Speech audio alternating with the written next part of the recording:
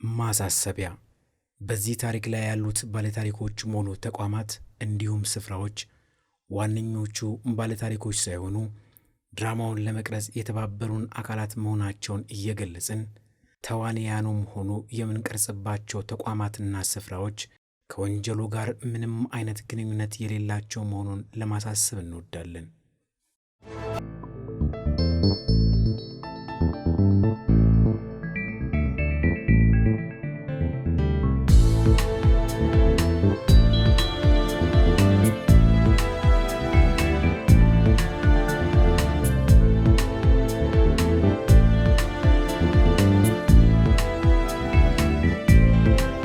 ሰላም ተመልካቾቻችን፣ ስለ ህይወት የተሰኘው ፕሮግራማችን አሁን ጀምራል። በዛሬ ፕሮግራማችን ይዘንላችሁ የቀረብነው ለአገራችን የውጭ ምንዛሬ እጥረት አንደኛ ምክንያትና ከፍተኛ የሆነውን የቅርሸባን የወንጀል ታሪክ ይሆናል። የዛሬውን ፕሮግራም ይዘንላችሁ የቀረብነው እኔ በስራት ገመቹና ራሄል ግርማ አንድ ላይ በመሆን ነው። ፕሮግራማችን እንድትከታተሉ እንጋብዛለን። እናመሰግናለን።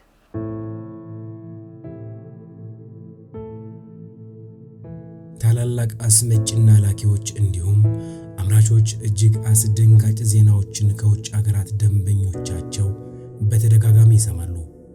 በሚያሳዝን ሁኔታ የኢትዮጵያን ምርት የሚቀበሉ የውጭ ሀገራት ድርጅቶችም በምርት ጥራት ላይ ከፍተኛ ችግር እንዳለ ቅሬታቸውን እያቀረቡ ደንበኝነታቸውን እስከ ማቋረጥ ደርሰዋል። ይህም አገሪቱን በሚሊዮኖች የሚቆጠር ረብጣ ዶላር ማሳጣት ከጀመረ ውሎ አድሯል። ከዚህ ጋር ተያይዞም በየስፍራው የዋጋ ንረት ሮሮዎች ይሰማሉ። ችግሩ የእያንዳንዱን ግለሰብ ቤት እያንኳኳ ነው። ይህ ጉዳይ በየዕለቱ የሚሸመቱ ነገሮችና የሕክምና መገልገያዎችን እንዲሁም መድኃኒቶችን ጨምሮ ለተፈጠረው የዋጋ መናር የጎላ ድርሻ አለው። መድኃኒትና ሌሎች የመሠረተ ልማት ግብዓቶች የሚገዙበትን ዶላር እንኳን ለማግኘት ትልቅ ፈተና እያስከተለ ነው። ይኸው አገር አቀፍ ፈተና መነሻው ምን እንደሆነ ከታላላቅ የሀገሪቱ መሪዎች እስከ መደበኛው ዜጋ ድረስ ለሁሉም እንቆቅልሽ ሆኗል። ይህን እንቆቅልሽ የመፍታቱ ከባድ ሀገራዊ ኃላፊነትም በፖሊሶች ትከሻ ላይ ወድቋል። ፖሊሶች ከእንቅልፍ የለሽ ሌሊቶችና እረፍት አልባ ጥረቶች በኋላ የኢኮኖሚውን ነቀርሳ ደረሱበት። ችግሩ ቅሸባ። የችግሩ ቀንደኛ ፈጣሪም ደግሞ ማን ያዘዋል የተባለ ግለሰብ መሆኑን ተረዱ። ወንጀለኛው የዚህ ፕሮግራም ባለታሪክ ማን ያዘዋልና ደቀ መዛሙርቱን የመያዙ ስራም በፖሊስ ማህደር ከሰፈሩት ውጤታማ የምርመራ ታሪኮች መካከል አንዱ ነው። ይሄ ታሪክ ትንሽ የቆየ ነው እና በዛን ጊዜ እንግዲህ ማን ያዘዋል የሚባል ሰው አለ። ይህም ሰው በጣም በአካባቢው እጅግ በጣም የሚፈራ ነው። ምክንያቱም ከመንግስት አይን ውጭ ሆኖ የራሱ ጦር ያለው የራሱ ፍርድ ቤት የራሱ እስር ቤት ያለው ሰው ነውና እዚህ ኢትዮጵያ ውስጥ ነው። እዚህ ኢትዮጵያ ውስጥ እና የሚገርምሽ ነገር የአካባቢው ሰውን እጅግ በጣም የበደለ የራሱን ፍርድ ቤት አቋቁሞ ራሱ ዳኛ ሆኖ የሚፈልገው ለሱ ያልተስማማሙች ያልሆነን ሰው በሙሉ ፍርድ እየሰጠ ሲያስር የኖረ ሰው ነው እና በፍጹም የሚሰራው ስራ ፍጹም ከህግ በላይ የሆነ አንድ ግለሰብ ማይሰራው ከህግ በላይ የሆነ ስራ ነበር የሚሰራው። ስለዚህ የአካባቢ ሰው በጣም ነው የሚፈራው፣ እጅግ በጣም ነው የሚፈሩት። ምክንያቱም ማንም በማያውቀው መልኩ ለፖሊስም ጥቆማ አያደርጉም። ለምን ረጅም ዓመት በዚህ መልኩ ነው ይሄ ሰው እንዲህ ሲበድል የአካባቢው ሰው የኖረውና ሰውም ድፍረት አልነበረውም እሱን አጋልጦ ለመስጠት። ይሄ ሰውዬ በጣም የሚያሳዝነው ነገር አንድም ሰው እርግጥ ታሪኩ የቆየ ቢሆንም ጊዜው የቆየ ነው፣ ግን አንድም ሰው ለፖሊስ መጥቶ የተናገረ ሰው የለም። መንግስት አያውቀውም፣ ፖሊስ አያውቀውም። ለምንድን ነው? እንደነገርኩሽ ነው እንግዲህ ይሄ ሰው በቃ በጣም ብዙ ግፎችን በአካባቢ ሰው ላይ እየሰራ ነው። ራሱ መንግስት ነው። በዛ ላይ የራሱ የሆነ ጦር ሁሉ ያለው ሰው ነው።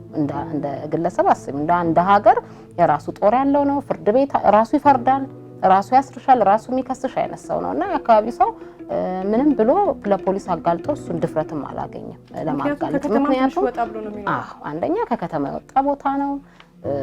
ሰውም ይሄን ያህል ብዙ ግንዛቤ የለውም እሱን ከመፍራት ውጪ ማለት ነውና ልክ እንደ አንድ ትልቅ የሀገር መሪ ወይ ባለስልጣን እንደፈለገ አድርጎ የአካባቢውን ሰው ተቆጣጥሮ የሚኖር ሰው ነበር።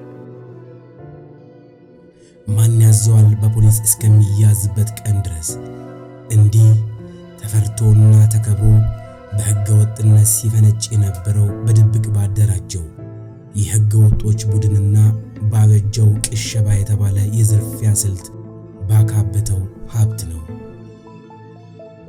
ቅሸባ ምንድን ነው? ቅሸባ ማለት በሌሎች ቋንቋ እቃን ቀንሶ በባዕድ ነገር መተካት ወይም ደግሞ ዋጋውና አይነቱ እጅግ በጣም የወረደን ተመሳሳይ ነገር መተካት ማለት ሲሆን ለምሳሌ በሀገራችን ቡና ወደ ውጭ ይላካል። ቡና ላኪዎችም እንግዲህ ያው ቡናውን በመጀመሪያ ዋጋ ይወጣለታል፣ ይወዳደርና ዋጋ ይወጣለታል። ያ ቡና ዋጋ ከወጣለት በኋላ ወደ ውጭ በሚሄድ ጊዜ ያው በኮንቴነር ገብቶ መንገዱን ይጀምራል ማለት ነው ወደ ውጭ ሊወጣ። በዛ መሀል እንግዲህ መኪናው ይቆምና ሹፌሩ ማለት ከሌሎች ሌቦች ጋር ተባብሮ ያንን ምርጡን ቡና በመቀነስ በጣም ዝቅተኛ የሆነ በዋጋውም በአይነቱም ዝቅተኛ የሆነ ቡና በምትኩ ይተካሉ ማለት ነው። ስለዚህ ሂደት ነው እንግዲህ ቡናውን ይቀሽቡታል ማለት ነው በመቀነስ ወይም በመቀሸብ። ስለዚህ እዚህ ላይ እንግዲህ ቀሻቢ አለ። አስቀሻቢ የምንለው ደግሞ ዋናው አለቃቸው ሲሆን ቦታው ላይ የሚገኝም ሰው አይደለም፣ እንደ አለቃቸው ማለት ነው። ቀሻቢዎቹ ግን ማናቸው? ሹፌሩና ከሹፌሩ ጋር ተባብረው ያንን እቃ ጥሩን እቃ በመጥፎ የሚቀይሩት ሰዎች እነሱ ቀሻቢዎች ይባላሉ። ስራው በአጠቃላይ ሌብነቱ ግን ቅሸባ በመባል ይታወቃል ማለት ነው። የሚቀሸበው እቃ ደግሞ በዚህ የሚቀሸበው ምሳሌው ደግሞ ቡናው ማለት ነው። ቡናው እንግዲህ አሁን በምሳሌያችን መሰረት ቡናው የሚቀሸበው እቃ ሲሆን ቀሻቢው ደግሞ ያው ሹፌሩና ተባባሪው አብረውት የሚዘርፉት ናቸው። አስቀሻቢው ግን ዋናው አለቃቸው ይሄን ድርጊት እንዲያደርጉ የሚያዛቸው ሰው ማለት ነው። ይህንን ፕሮግራም ስናዘጋጅ ስለ ቅሸባ እውቀት እንዲኖረን የተለያዩ ነገሮችን አገላብጠን አይተን ነበረ። እንዲሁም የሚመለከታቸውን አካላት አነጋግረን ነበር። በጣም የገረመን ነገር በጣም ብዙ ነገር ይሰረቃል ወይንም ይቀሸባል። የማይቀሸብ ምንም ነገር የለም። በሚገርምሽ ሁኔታ ያው በዋናነት የምንጠቅሳቸው ነገሮች ይኖራሉ። ለምሳሌ እንደ ቡና፣ ሰሊጥ፣ ወርቅ የተለያዩ ነገሮች ይቀሸባሉ። ግን በዋናነት ደግሞ የቁም ከብቶች እንግዲህ የቁም ከብት ድረስ ነው የሚቀሸበውና በዚህ ስራ ላይ የሚላኩ በሙሉ ማለት ነው። በዚህ ስራ ላይ የማይቀሸብ ምንም ነገር የለም። በተጨማሪም በተለይ እነዚህ ትልልቅ አስመጪዎች የሚያስመጧቸው እቃዎች በአይነትም በብዛትም በጣም ብዙ ናቸውና ካስገቡ በኋላ ያው ሂደቱም ባሟላ መልኩ ጉምሩክ የተጣለባቸውን ቀረጥ ከፍለው ተፈትሸው ለአስመጪው ወደ አስመጪው መጋዘን ይሄዳሉ ማለት ነውና የሚገርምሽ እዚህ አስመጪው መጋዘን ከመድረሳቸው በፊት መንገድ ላይ እንኳን ይቀሸባሉ። ከጉምሩክ በሰላም ወጥተው ፍተሻም አልፎ ቀረጡን ሁሉ ጨርሰው እንግዲህ ከዛች ከጉምሩክ እስከ አስመጪው መጋዘን እስኪደርሱ ድረስ እቃው የመቀሸብ እድል አለውና ይሄ ቅሸባ በቃ በየትኛው መልኩ በየትኛው ቦታ የትኛውንም አይነት ነው እንግዲህ ይሄ ቅሸባ ስራ የሚሰራው ማለት ነው። ዛሬም ድረስ ይሄ ነገር ሊኖር ስለሚችል እንደውም ላቋርጥሽና አሁን በጣም ስራው ከመለመዱ የተነሳ ቅሸባ መባሉም ቀርቷልና የመስመር ሰዎች ነው የሚሏቸው ልክ ስራው ህጋዊ የሆነ እስኪመስል ድረስ ማለት ነው። ስለዚህ አስመጪዎችም ላኪዎች ብቻ ሳይሆን አስመጪዎችም በሚያመጧቸው እቃዎች ላይ መጠናቸው ተቀንሶም እንዲሁም ደግሞ አይነታቸውም ተለውጦ ሊገባ ስለሚችል ወደ ኮንቴነራቸው ወደ መጋዘናቸው በሚመጣ ጊዜ ትልቅ ጥንቃቄ ሊያደርጉና ክትትል ሊያደርጉ ይገባል። ይህ ከባድ ዝርፊያ ወደ ውጭ ሀገራት በሚወጡ እቃዎች ላይ ብቻ ሳይሆን ወደ ሀገር ውስጥ በሚገቡ እቃዎች ላይም በከባድ መጠን ሲፈጸም ቆይቷል። ወደ ውጭ የምንልካቸው ኤክስፖርት የምናደርጋቸውና የውጭ ምንዛሬ ከምናገኝባቸው የተለያዩ እቃዎች በተጨማሪ እንዲሁ ወደ ሀገር ውስጥ ደግሞ የምናስገባቸው ወይንም ኢምፖርት የምናደርጋቸው እንደ ሀገር የተለያዩ እቃዎች አሉ። እነሱም ጨምሮ ይቀሸባሉ። ትክክል። እንግዲህ ቅድም ስለ ደለበው ከብት ሳነሳልሽ እንግዲህ ይሄንን ከብት መጀመሪያ የሚቀሽቡበት መንገድ ወደ ውጭ ኤክስፖርት ስናደርግ እንግዲህ ደለብ ያሉ ከብቶችን ነው ኤክስፖርት የምናደርገውና ያቀሻሸቡ ሂደትን ግልጽ የበለጠ ለማድረግ ነው። ለምሳሌ ቁጥር አይቀነስም በቅሸባ ወቅት። ለምን እነዚህ እቃዎች ኤክስፖርት ሲደረጉ ትክክለኛ የቁጥር መጠናቸው ይገለጻል። ሳይዛቸው አይገለጽ እንጂ ያው ቁጥራቸው ይገለጻል። ለምሳሌ 20ም 30ም ከብት ከሆነ ዛሬ ኤክስፖርት የሚደረገው የነዛ ቁጥር ማስረጃ ስላለ ቀሻቢዎቹ የሚያደርጉት ምንድነው እነዛ እንደለብ ያሉ ከብቶችን ያስወጡና በጣም ኩስምን ያሉ ወይ ደቀቅ ያሉ ከብቶችን ነው ምትኩ ቁጥራቸው ሳይቀነስ የሚገባው። በከብቶቹ አበቃም እዚህም እንዳልሽው አሁን ወደ ሀገር ውስጥ የሚገቡ እቃዎችም እንዴት ነው የሚቀሸቡት? ለምሳሌ ወተት፣ ይሄ ምግብ ነክ ነገር፣ መድኃኒት ነክ ነገር ይገባል ወደ ሀገር ውስጥና አንዳንዴ ጊዜው በጣም የቀረበ ሆኖ ሲገኝ ጉምሩክ ራሱ እነዚህ እቃዎች ካስመጪዎቹ ማለት ይወስዳል ለማስወገድ ማለት ነው። ስለዚህ ይወርሳቸዋል። ጉምሩክ ከገቡ በኋላ ለምሳሌ ወተትን ብንወስድ ከገቡ በኋላ እንዲወገዱ የሚያስወግድ ኮሚቴ ይቋቋምና እንዲወገዱ ትዕዛዝ ይሰጣል ከጉምሩክ። ይሄንን ነገር እንግዲህ እነዚህ አስቀሻቢዎች የምንላቸው ጆሮአቸውን እጃቸውን በጣም ረጅም ነው። ማአት ሰው ነው ያላቸው በየቦታው። ለምን ስራቸው ይሄ ቀላል ስራ አይደለም፣ ትልቅ ስራ ነው የሚሰሩት። ስለዚህ ይሄንን መረጃ ወዲያው ነው የሚደርሳቸው። ምንድነው የሚደረገው? ልክ አስወግዱ ሲባሉ እዛው ያሉት አንዳንድ በጣም ምግባረ ብልሹ የሆኑ ግብረ አበሮች ይኖራቸዋል እዛው ጉምሩክ ውስጥ። ከነሱ ጋር በመሆን ልክ እንደተወገደ ሪፖርት ይጻፋል ለጉምሩክ። ነገር ግን እነዛ የቆርቆሮ ወተቶች በመኪና ተጭነው ይወጡና ቀኑ ጥላው ላይ ያለው ቀን ይጠፋል። ከዛ ልክ ጊዜው እንዳላለፈበት ብዙ ቀን እንዳለው ተደርጎ ቀን ተቀይሮ እየታተመ ወይም እየተጻፈበት ይወጣል። ከዛ እንግዲህ ለገበያ ይቀርባል፣ ልጆቻችን ይጠጡታል። እንግዲህ በዚህ መልኩ ምን ያህል ህፃናቶች ምን ያህል ጉዳት እንደሚደርስባቸው በደንብ ግልጽ አድርጎ የሚያሳይ ነው። መድኃኒትም እንደዛው እንግዲህ መድኃኒት ያው ሲጀመር መድኃኒት እንግዲህ አንድ ሰው ታሞ የሚድንበት ነገር ነው። እንኳን ቀኑ ያለፈበት አይደለም ቀኑ በተወሰነ መልኩ አገልግሎታው ከቀረበ ራሱ ፍጹም ማንም ሰው መጠቀም የለበትም። ይሄን እያወቁ እንግዲህ መድኃኒቱንም ራሱ ልክ አሁን ወተቱን በሚያደርጉበት አይነት ሲስተም ቀኑን እያጠፉ ሌላ ቀን እየሰጡት ለብዙ ታካሚዎች ይበልጥ በሽታውን አባብሶ ለሞት የዳረገበት ሁኔታ ነው ያለው። ማን ያዘዋልና ግብረ አበሮቹም እንዳሻቸው የሀገርን ሀብት መዝረፋቸውን ቀጠሉ። የቅሸባ ወንጀሉ በስውር በተደራጁ ግለሰቦች እየተፈጸመ የሀገሪቱ ኢኮኖሚ ላይ ከፍተኛ ጫና መፍጠሩን ቀጠለ። ይህ ሁሉ ሲሆን ግን ብዙሃኑ ዜጎች አያዩም፣ አይሰሙም። የችግሩ ፈጣሪዎችም እነማን ያዘዋል መሆናቸውን ብዙዎችም አያውቁም። የሚያውቁትም ጥቂት ሰዎች ለደህንነታቸው በመስጋት ዝምታን መርጠዋል። የአካባቢው ሰው አምኖበት ነው የተቀመጠው። ስለዚህ እንደ አንድ ትልቅ ማፊያ ልክ እንደሚመራቸው አይነት ሰው ነው ሁሉም ተቀብሎት የኖረ የነበረውና ለፖሊስም ሄደው አንዳቸውም ሊያጋልጡት አልሞከሩም። በኋላ ግን ፖሊስ በጣም የሚሰራውን ነገር በጣም ከተከታተለው ከብዙ ክትትል በኋላ ነው እንግዲህ ፖሊስ በራሱ መንገድ ይሄን ቀሻቢ፣ ይሄን ወንጀለኛ፣ ይሄን ማፊያ በቁጥጥር ስር ሊያውል የቻለውና የህብረተሰቡ ተሳትፎ ብዙም አልነበረም። ለምን? ከመፍራታቸውና እሱም ጭንቅላታቸውን ከመቆጣጠሩ የተነሳ ማለት ነው። ከፍርሃት ከተበደሉት በደል አንፃር ማለት ነው። ፖሊስ ሁሉ ጊዜም ህብረተሰቡን ከወንጀለኛ ለመጠበቅ ትልቅ አስተዋጽኦ ያደርጋል። እንደዚህ ብዙ ኬዞች ስናይ ደግሞ ብዙ ጊዜ ፖሊሶች ናቸው በራሳቸው በተሰራ ወንጀል ምክንያት አንዱን ባንዱ እየተጎተተ ይወጣል እንጂ ጥቆማ ሲሰጥ አይታይም ከህብረተሰቡና አሁንም እዚህ ጋር ትልቅ ስራ ነው የሰሩት። በጣም ይሄ ነው እንግዲህ አሁን እኮ ጥቆማ ሰጥተው ቢሆን ምናልባትም የዚህን ያህል ሰዎችም አይጎዱም ነበር።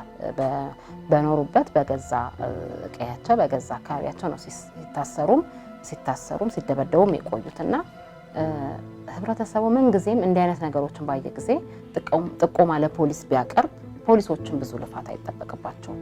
ባጭሩ ይይዙታል። ተጨማሪ ሌላ ወንጀልም እንዳይሰራ መቀጣጫ የሚሆን ነበር።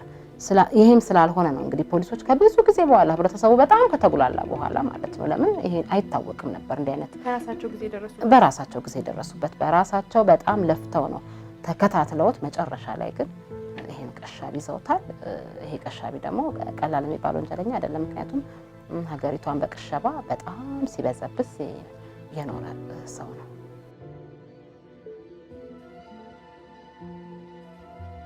ምንም እንኳን ማንም ለፖሊስ ምንም አይነት ጥቆማ ሊያደርስ ባይደፍርም የሀገር ሀብት እየተዘረፈ መሆኑን ያንገበገባቸው መርማሪዎች የወንጀሉን ፈጻሚዎች ዱካ ለማግኘት ማንም ልብ የማይላቸውና ፈጽሞ የማይጠረጠሩ ፍንጮችን ሳይቀር ቀን በቀን እያነፈነፉ መከታተልና ማጣራታቸውን ቀጠሉ። ብዙ ኢትዮጵያውያን የሌላ ሀገር ዜጋ የሆኑ ባለሀብቶች ለራሳቸውና ለአገሪቱ የተሻለ ገቢ ለማስገኘት ይጥራሉ። አስፈላጊ ዕቃዎችን ወደ ሀገር በማስገባት ለሕዝብ ጠቀሜታን የሚሰጡ ግልጋሎቶችን ለማቅረብ ላይታች ይላሉ። በአንጻሩ ማን ያዘዋልና ጀሌዎቹ ደግሞ ይህን የሕዝብ ላብ ያላንዳች ሀፍረት ሲዘርፉ ውለዋል። ከሌብነት በከፋም ሌብነትን ለሌሎች ያስተምራሉ።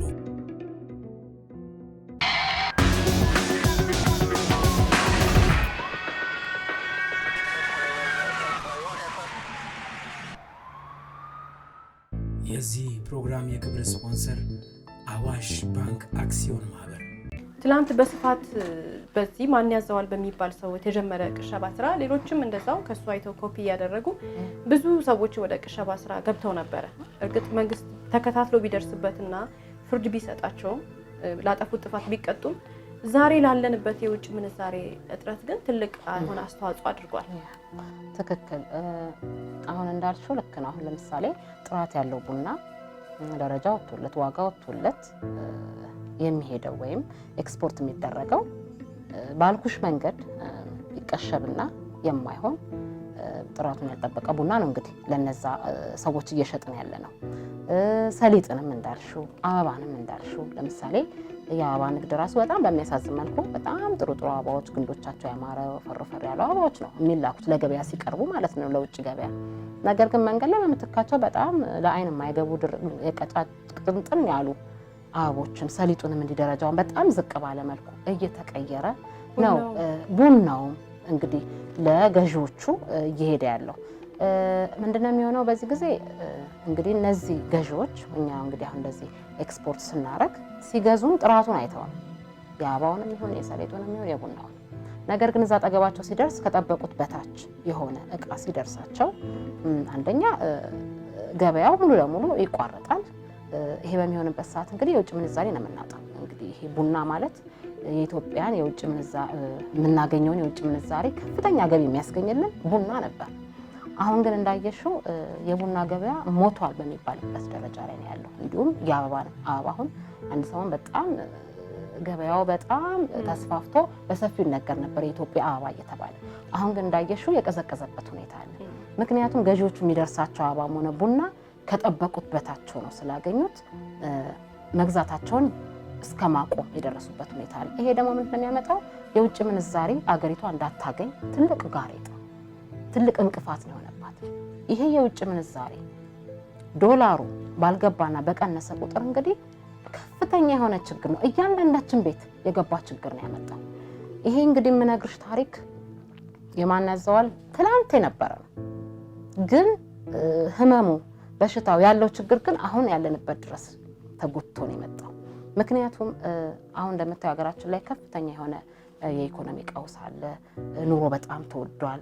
እያንዳንዱ የምንገዛው ነገር ትላንት ከምንገዛው 4-5 እጥፍ ነው የጨመረውና ለዚህ ዋናው መነሻ ይሄ የሀገሪቷ የውጭ ምንዛሬ እጥረት ነው። ዶላር ባለማግኘታችን ነው። ዶላር ያላገኘንባቸው ምክንያቶች ደግሞ ገዢዎች የሉንም።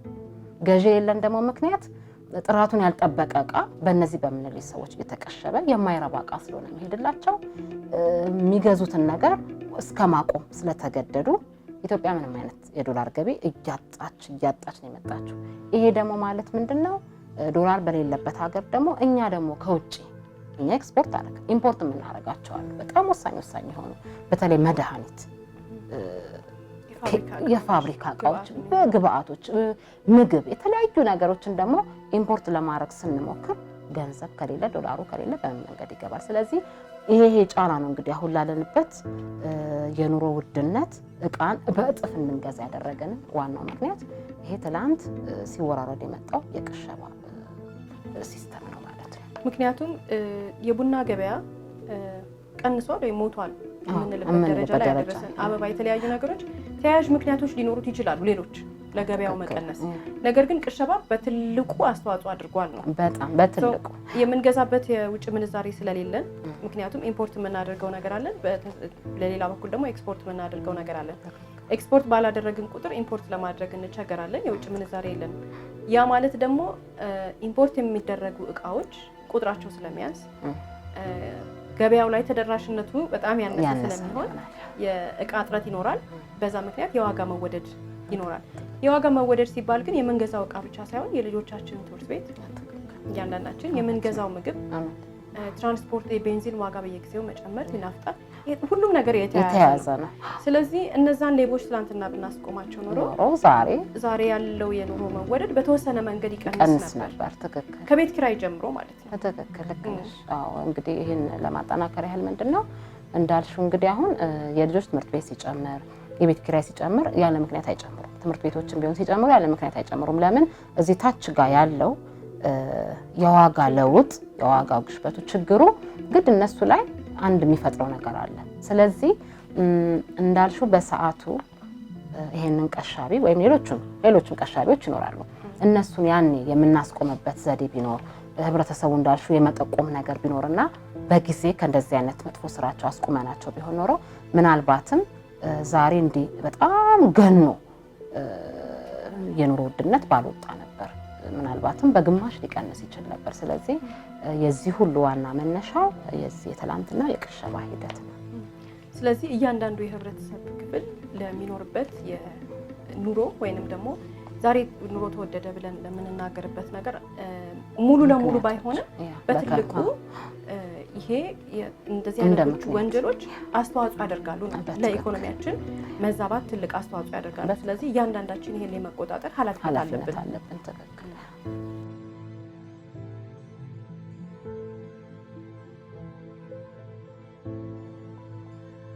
ፖሊሶች በከፍተኛ ትዕግስትና በትጋት በመንቀሳቀስ የህዝቡንና የመንግስትን ሀብት የሚበዘብዙትን ማን ያዘዋልና ግብረ አበሮችን በቁጥጥር ስር ለማዋል ቻሉ።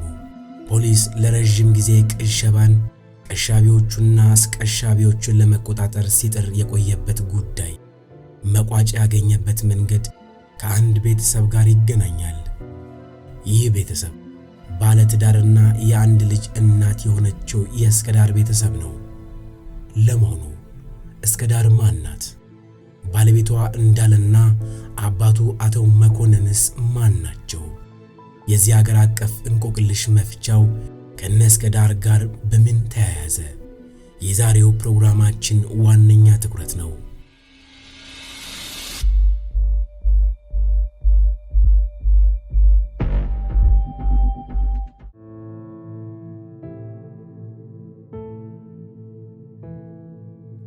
ከበርካታ አስርት ዓመታት በፊት አቶ መኮንንና ወይዘሮ አስካለች ትዳር መስርተው የ8 ዓመት ልጅ አፍርተው ይኖሩ ነበር። ታዲያ ጥንዶቹ በቤተሰብ ስምምነት የተመሰረተውን ትዳራቸውን በፍቅር በመረዳዳትና በሰላም ለመቀጠል ፈተና ሆነባቸው።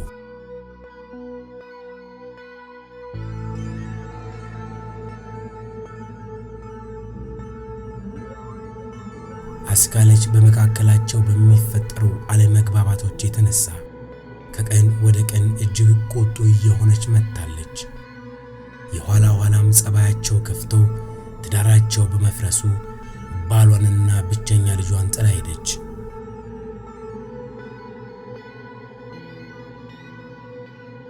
ከዚህ የቅሸባ ታሪክ ጋር በተያያዘ የወንጀል ሂደቱ እንግዲህ ፖሊሶቹን ወዴት መርቷቸዋል? አስካለችና መኮንን ወደሚባሉ ባልና ሚስቶች ጋር ሄደናል። ከዛ ቀጥሎ እንዳለ የሚባል ልጅ አላቸው።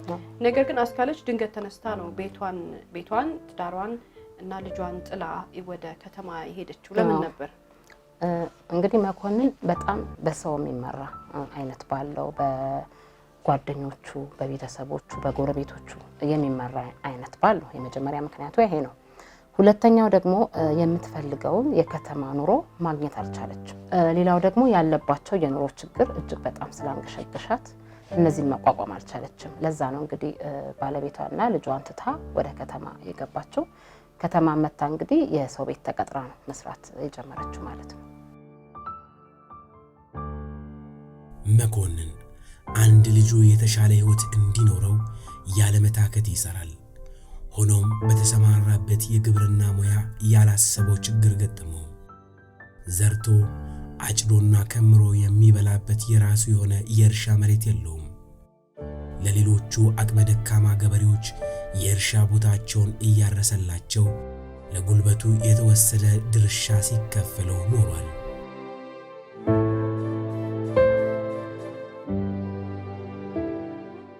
ዛሬ ግን እሱም ጠፍቶ ይህን የሚያሰራው ባለመሬት አላገኘም።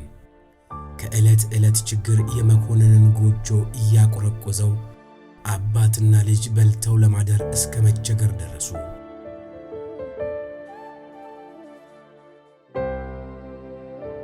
ቤታቸው በከባድ የድህነት በትር ቢመታም አባትና ልጅ ግን የጸና ፍቅር አላቸው። መኮንን ልጁን በደንብ በስነ ምግባር አንጾ ለማሳደግ ይጥራል።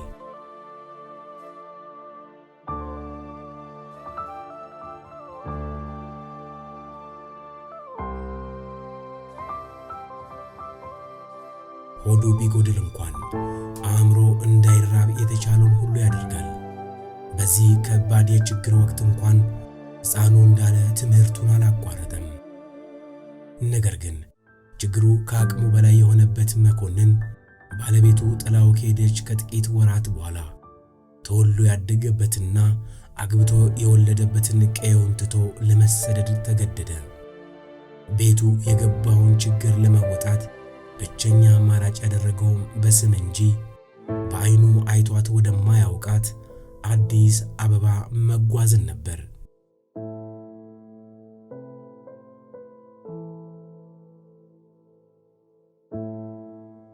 አዲስ አበባ ደርሰው የተወሰኑ ጊዜያትን በችግር ካሳለፉ በኋላ መኮንን በአንድ የግል ድርጅት ውስጥ በጥበቃ ሥራ ተቀጥሮ መስራት ጀመረ።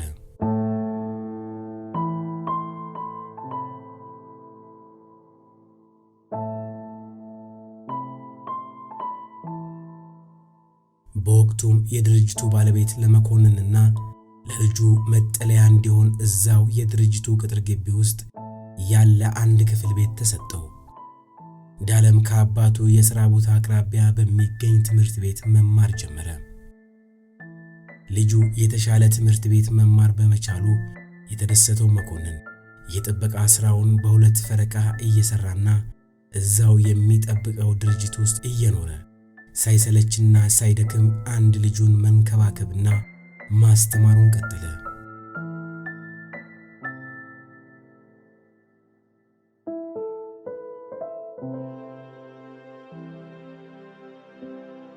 መኮንን የዓይኑ ማረፊያ በሆነው አንድ ልጁና በሱ ሕይወት ደስተኛ ነው። ዘመዶቹና ወዳጆቹ አዲስ ትዳር እንዲመሰረት ቢወተውቱም እሱ ግን ፈጽሞ ሐሳባቸውን አልተቀበላቸውም።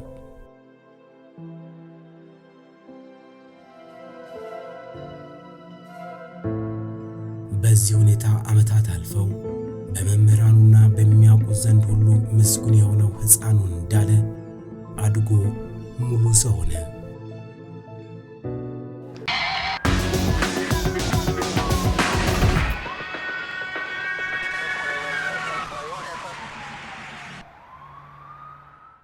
የዚህ ፕሮግራም የክብር ስፖንሰር አዋሽ ባንክ አክሲዮን ማህበር። ልጁ እንግዲህ አድጎ 12ኛ ክፍል ያጠናቅቃል። እርግጥ በትምህርቱ አልገፋም ከ12ኛ ክፍል በኋላ ባይማርም፣ ከዛ በኋላ ግን የከባድ መኪና ሹፌር ሆኖ በመቀጠር ስራ ይጀምራል።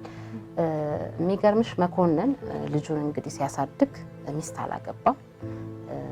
እናትም አባትም ሆኖ ልጁን በፍጹም በቃ በስርዓት አንጾ አሳድጎ ነው እንግዲህ አሁን እንዳለ ያለበት ደረጃ የከባድ መኪና ሹፌር ሆኖ ለመስራት እስከደረሰበት ቀን ድረስ አባትየው ብዙ አስተዋጽኦ ለልጁ አድርጓል ማለት ነው። ምክንያቱም ያለ እናት ሲያሳድግ እጅግ በጣም ከባድ ሂደት ነው። ያን ሁሉ ተቋቁሞ ነው እንግዲህ ልጁን ለዚህ ያበቃው። ከዛ በኋላ እንግዲህ ልጁ ስራ ከያዘ በኋላ አባትየው ስራ እንዲያቆሙ አድርጎ አባትና ልጅ በልጅ ስራ እየሰራ አብረው ነው መኖር ጀምሮ ማለት ነው። እንዳለ መንጃ ፈቃድ አውጥቶ የከባድ መኪና ሹፌር በመሆን ራሱን ከመቻል አልፎ በጉልምስናቸው ያሳደጉትን አዛውንቱን አባቱን በተራው መጦር ጀመረ። አባቱም እንዳለ ሙሉ ሰው በመሆኑ ትዳር ይዞ ቤተሰብ እንዲመሰርትና የልጅ ልጅ እንዲያሳያቸው ደጋግመው ይጠይቁታል። የአቶ መኮንን ምኞታቸው ሰምሮ እንዳለ ከሚኖርበት አካባቢ ከምትገኝ እስከዳር ከተባለች ወጣት ጋር ፍቅር ጀመረም። ከተወሰነ ጊዜ በኋላም ትዳር መስርተው አንድ ላይ መኖር ጀመሩ። እንዳለና እስከዳር በተጋቡ በዓመቱ ወንድ ልጅ ወለዱ። ያ አባትና ልጅ በብቸኝነት የኖሩበት ዘመን ትዝታው ነው። ቤታቸው በፍቅርና በደስታ እንደሞቀ ለ7 ዓመታት ዘለቀ።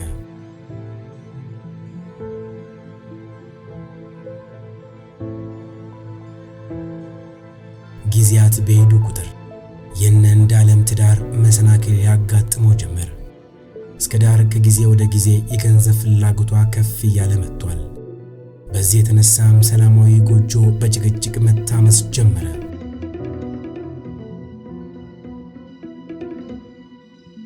እስከዳር ስንገልጻት ትንሽ አስቸጋሪ የሚባል ባህሪ ያላት ሴት ናት። እንግዲህ ቤተሰብ በመብራት ልጅ በማሳደግ ሂደት ላይ እኔ የሚለው ቃል ትንሽ ይከብዳል፣ ወይንም ለኔ የሚለው ነገር ይከብዳል። ሁሉ ጊዜ ቤተሰብ እኛ እና ለኛ ተብሎ ነው የሚታሰበው እንጂ እኔ አይልም። ቤተሰብ ያለው ሰው ወይንም ትዳር ውስጥ የሚኖር ሰው ልጆች የሚያሳድግ ሰው በአጠቃላይ ይሄንን ቃላት አይጠቀመውም። ነገር ግን እንደዛ አይነት ሴት አልነበረችም። ሁሉ ነገር ለኔ እና እኔ ብቻ ነው፣ ራሷን ብቻ ነበር የምታስቀድመዋል። እና ይሄ ነገር ትንሽ ትዳሯ ላይ ተጽዕኖ፣ ቤተሰቧ ላይ ተጽዕኖ ፈጥሮ ነበር። አዎ፣ ምክንያቱም እስከዳር እንዳልሽው በቃ በፍጹም ብር የሚበቃት አይነት ሴት አይደለችም እና ትዳሯ ላይም ለልጇም ለባሏም ምንም አይነት ግድ የማይሰጣት ናት። እያንዳንዱን ነገር ለራሷ ብቻ ሊደረግ የምትፈልግ ልብስ፣ ስልኮች፣ ሂውማን ሄር መዋብም ማጌጥም ለራሷ ብቻ የምትፈልግ አይነት ሴት ናት እና በትዳር ውስጥ ደግሞ እንኳን ልጅ አፍርተሽ ይቅርና ካገባሽ በኋላ መቼም ለአንድ ለራስሽ የምታስቢበት ሁኔታ በፍጹም ሊኖርም አይገባም አይኖርም። እሷ ግን ሁሉ ጊዜም የራሷን ብቻ ለራሷ ብቻ ነበር ቅድሚያ የምትሰጠው። ሁሉን ነገር ለኔ፣ የሚለበሰውም ለኔ፣ ኢቭን ምግብም ሁሉንም ነገር ለኔና ልጅቷ ራሷን ብቻ ባተኮረ መልኩ ነበር ገንዘብ በጣም የምታባክነው። በቃ ገንዘብ እንዲያመጣ ነው፣ ይሄን እንዲገዛላት ነው የምትፈልገውና ያ ነበር ትንሽ የእስከዳር ከባድ የሆነ ባህሪዋ ይሄ ነበር። እንዳለ የምትፈልገውን ሁሉ ሊያደርግላት አለመቻሉ ብቻ ሳይሆን አቶ መኮንን ከነርሱ ጋር አብረው መኖራቸው ሌላኛው እስከዳር ላይ ቅሬታ የፈጠረ ጉዳይ ነው።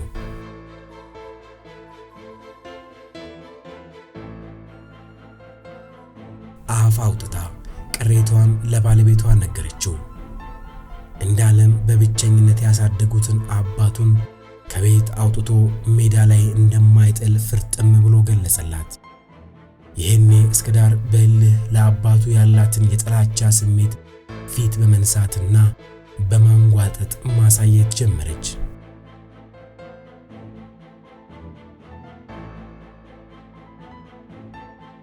እንዳለም በተለይም ደጋግማ በምታነሳበት የእሱን አቅም ያላገናዘበ የገንዘብ ጥያቄ በጣም ተረብሾ ቆየ። እስከዳር ከጓደኞቿና ጎረቤቶቿ ጋር ባላት የኑሮ ደረጃ ከነርሱ የተሻለች ሆና ለመታየት ፉክክር ውስጥ ገብታለች። ይህ ገንዘብ እንዳይበቃትና ባሏ ያልተገባ ጫናና ግፊት እንድታሳደርበት ዋነኛ ምክንያት ሆኗል። እንዳለ ከወር ደሞዙ ሌላ ገቢ እንደሌለው ታውቃለች።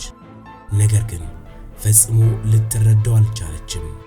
ጭራሽ ከሚገባት ኑሮ በታች እንድትኖር ያደረጋት እሱ መሆኑን ደጋግማ በማንሳት በአባቱ ፊት ታሳቅቀዋለች።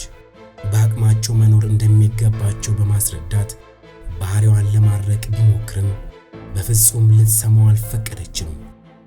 አቶ መኮንን ሁኔታዋ እጅግ ቢያስከፋቸውም እርሳቸው ያሳለፉት ሕይወት በልጃቸው እንዲደገምና ትዳሩ እንዲፈርስ ደግሞ በፍጹም አይፈልጉም። ሁሉም ነገር በትዕግስትና በብልሃት እንዲያሳልፍ ይመክሩታል። ተጨማሪ ሥራ እንዲሰራም ያበረታቱታል። እሱም ትዳሩን ለማዳን ያለው ብቸኛ አማራጭ የወር ገቢውን ከፍ ማድረግ ብቻ እንደሆነ ደምድሟል።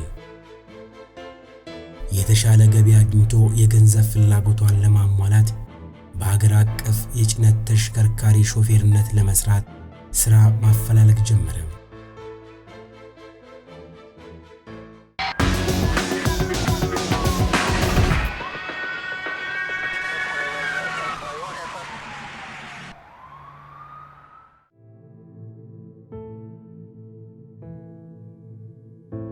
እንዳለ ተሳክቶለት በአንድ የጨርቃ ጨርቅ ፋብሪካ ውስጥ ከፍ ባለ ደሞዝ ተቀጠረ።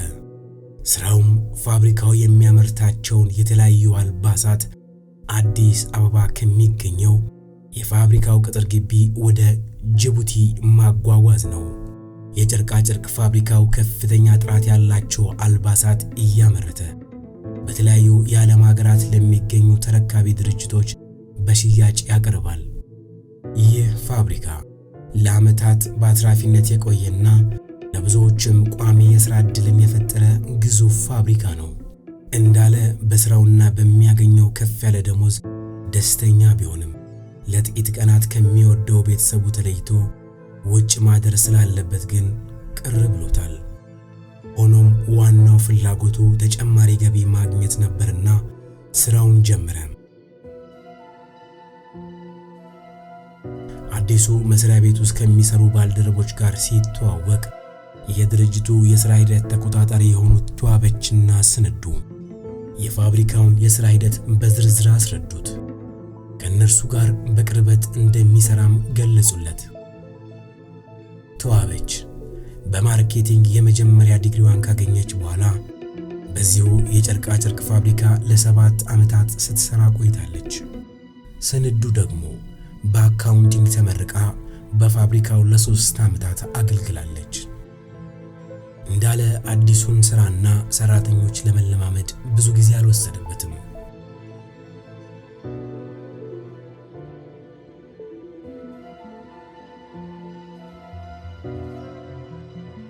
ደሞዙ በማደጉ ለባለቤቱ የሚሰጣት የገንዘብ መጠን ጨምሯል። በተጨማሪም ልዩ ልዩ ቁሳቁሶችን ከጅቡቲ እየገዛ ያመጣላታል።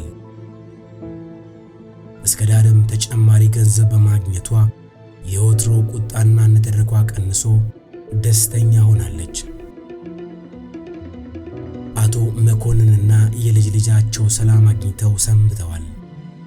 አዲስ የሕይወት ምዕራፍ የጀመረው እንዳለ በየቀኑ ቤቱ ገብቶ ማደር ባይችልም እንኳን ሰንብቶ ሲመጣ ቤቱ በሚጠብቀው የቤተሰቡ ሰላም ተደስቷል።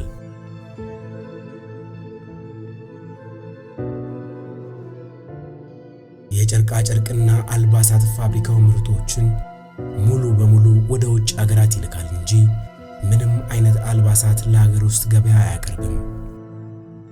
ይህም የሚያመርቷቸውን አልባሳት ዋጋቸው በጣም ከፍተኛ ስለሆነና ዋነኛው የፋብሪካው ዓላማና ተልዕኮም ከፍተኛ የውጭ ምንዛሪ ማስገባት በመሆኑ ነው። አልባሳቱ ወደ ውጭ ለመላክ ተዘጋጅተው በካርቶን ውስጥ እንደታሸጉ የሥራ ሂደቱ ተቆጣጣሪ የሆኑት ተዋበችና ስንዱ ባሉበት ወደ ኮንቴነር እንዲገቡ ይደረጋል።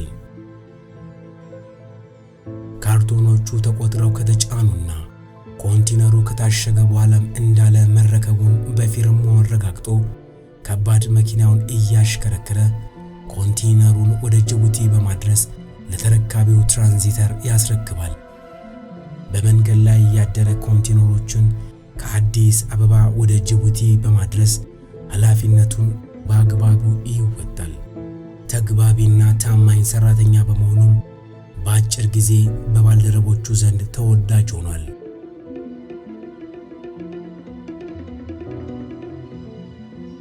ባልደረቦቹ የተለያዩ ቁሳቁሶች ከጅቡቲ እንዲገዛላቸው ገንዘብ እየሰጡ ይልኩታል። የሚልኩትን ዕቃዎች ሁሉ በታማኝነት ገዝቶ ያመጣላቸዋል። እንዲህ ያለ እንዳለ ስራውንና ሰራተኞችን በአጭር ጊዜ ተላመዳቸው።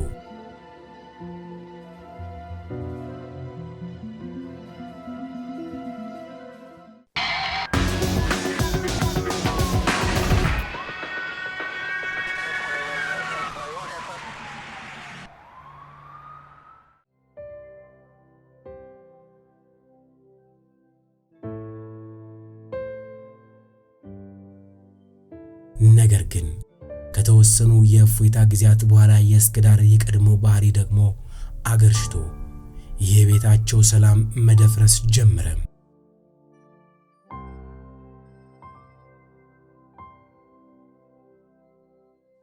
እስከዳር አዲስ ሞዴል የሚባል ቀፎች ባየች ቁጥር ሁሌም እንደምትጠይቀው ሞባይል ቀፎ ይቀየርልኝ በሚል የጀመረችው ንትርክ ከቀን ወደ ቀን ተጋግሎ እንዳለን ከቀድሞ የባሰ ጭንቀትና ግራ መጋባት ውስጥ ከቷታል።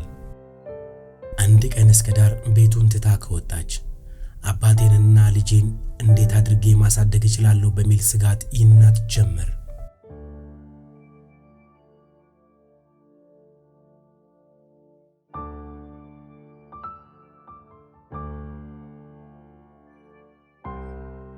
አቶ መኮንን የልጃቸውን ጭንቀት ተረድተው ትዳሩ እንዳይፈርስ የተቻላቸውን ሁሉ ያደርጋሉ። እሱን ትዳሩን አጥብቆ እንዲይዝ በመምከር ሲደግፉት በስራ ምክንያት አብሮት የሚያጠፋው ጊዜ ውስን በመሆኑና እስከዳር ደግሞ ትኩረት ስለማትሰጠው ሕፃኑ የልጅ ልጃቸው ስነ ልቦናው እንዳይጎዳ ይንከባከቡታል።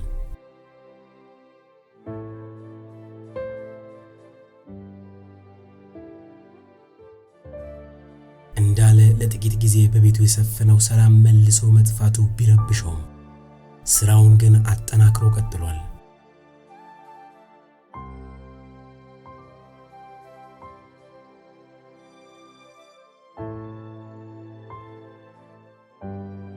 በስራ አጋጣሚ በጅቡቲ መንገድ ላይ በምትገኝ አንዲት ትንሽ ከተማ ውስጥ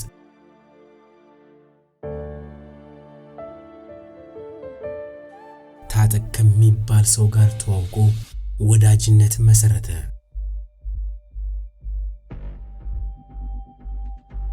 እንዳለ ስራውን እየሰራ ያለ አንድ ጓደኛ የሆነ ሰው ወደሱ መጥቷል። ይሄ ጓደኛ የሆነው አዲስ ሰው ግን ወደሱ ህይወት ሲመጣ በደንብ ተልእኮ ነሮት ከሰው ተልኮበት የመጣ አላማ ይዞ የመጣ የቀረበው ሰው ነው። ትክክል።